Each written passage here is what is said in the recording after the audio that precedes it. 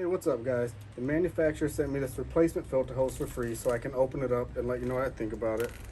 So I plan on using it to replace some of the original Intex hose, filter hoses that came with my pool, because after a while they started to get old and crack and break and I'm getting leaks in them. So I'm happy that these were sent to me. So again, just gonna open them up real quick and show it to you so you know what you're getting. Obviously you can see it came wrapped in plastic and then it had these plastic ties around them, so just to cut those off. And I want to also point out, because it was hard for me to tell from the picture on the listing, so it says it has nuts on both ends, but the picture shows them like this and they come wrapped up like this. So just want to point out that you just have to move one of them to the other side of the hose.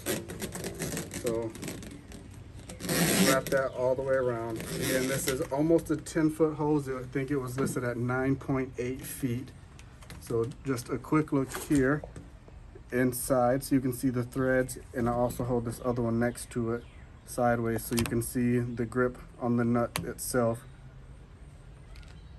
You know, twist them both so you can see it. One of the things I really want to point out on this is that the quality of the plastic does feel really durable. It's thick-walled plastic.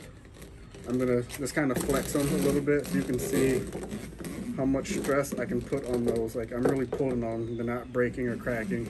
I know some of the cheaper ones or other ones that I've used, you pull on them and they break. Like, I've snapped them really easy. So these ones aren't doing that. You get a lot of flex on it. So, you know, with almost 10-foot hose, you may or may not need that length. You can easily go ahead and curl it up and not worry about having any problems with it. So looking for a good quality pool pump hose, this is definitely a good option for you.